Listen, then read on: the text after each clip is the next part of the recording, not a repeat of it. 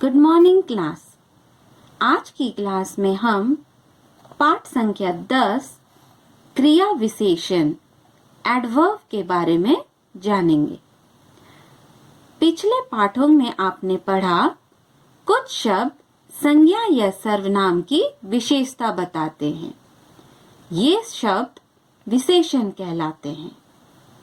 उन शब्दों में से कुछ शब्द क्रिया की भी विशेषता बताते हैं। जैसे विशेषण के उदाहरण, गीतिका सुंदर लड़की है, और क्रिया विशेषण के उदाहरण, गीतिका सुंदर लिखती है। पहले वाक्य में सुंदर शब्द गीतिका संज्ञा की विशेषता बता रहा है, जबकि दूसरे वाक्य में यह सुंदर लिखना क्रिया की विशेषता बता रहा है। पहले वाक्य में सुंदर विशेषण है, जबकि दूसरे वाक्य में सुंदर क्रिया विशेषण है। कुछ और उदाहरण हम देखते हैं। घोड़ा तेज भागता है। आशीष कल जाएगा। वह बाहर चला गया। गौतम बहुत बोलता है। यहाँ तेज, कल, बाहर और बहुत क्रिया की विशेषता बताने वाले शब्द हैं। क्रिया की विशेषता बताने के कारण ये क्रिया विशेषण शब्द कहलाते हैं। जो शब्द क्रिया की विशेषता बताए वह क्रिया विशेषण कहलाता है।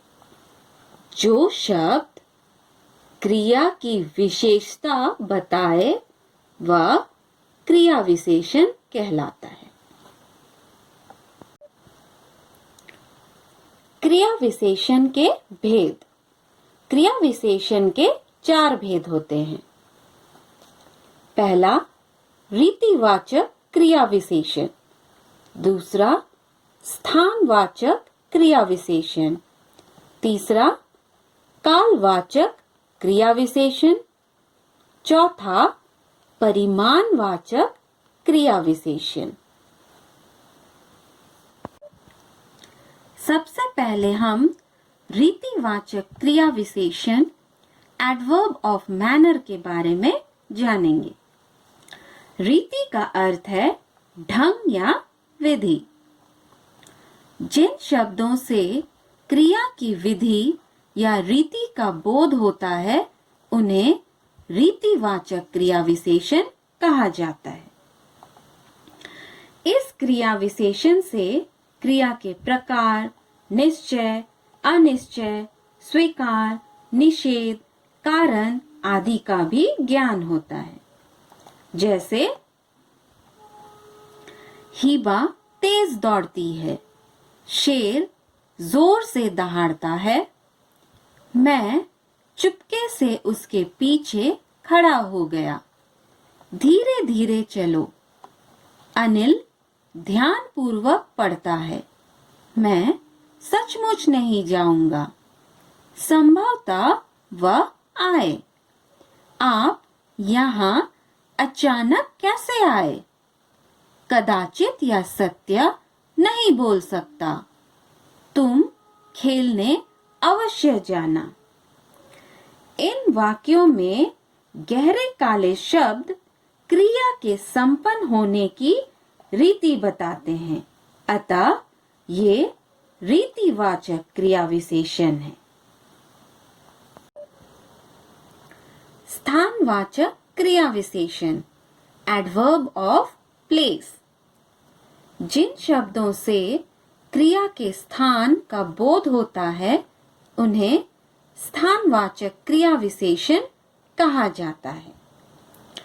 इस क्रिया विशेषण से क्रिया की स्थिति तथा दिशा का भी ज्ञान होता है। जैसे किधर जा रहे हो? उधर देखो। यहाँ आओ, वहां मत जाओ। अंशु आगे चल रहा है, राघव अंदर सो रहा है।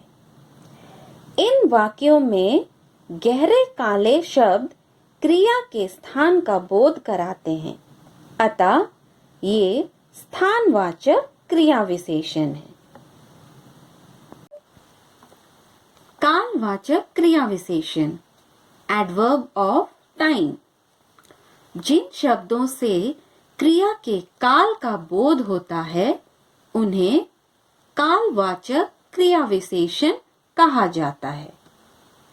इससे क्रिया के समय, उसकी अवधि तथा उसकी बारंबारता का भी ज्ञान होता है। जैसे तुम बार बार क्यों आते हो? वे अब तक नहीं आए। भाई साहब आज आने वाले थे, बच्चे तुरंत चले गए। इन वाक्यों में गहरे काले शब्द क्रिया की काल, समय का बोध कराने वाले विशेषण हैं, अतः ये कालवाचक क्रिया विशेषण है। परिमाणवाचक क्रिया विशेषण, एडवर्ब ऑफ क्वांटिटी। परिमाण का अर्थ है मात्रा। जिन शब्दों से क्रिया की मात्रा या परिमाण का बोध होता है उन्हें परिमाणवाचक क्रिया विशेषण कहा जाता है। जैसे बच्चा बहुत रोया, सोनिया खूब रोई। जरा सोच समझकर बोला करो, हमें उतना ही खाना चाहिए जितना स्वास्थ्य के लिए आवश्यक है। मोना थोड़ा थोड़ा बोलने लगी है। इन वाक्यों में गहरे काले शब्द क्रिया की मात्रा बताते हैं, अतः ये परिमाणवाचक क्रिया विशेषण है। Thank you.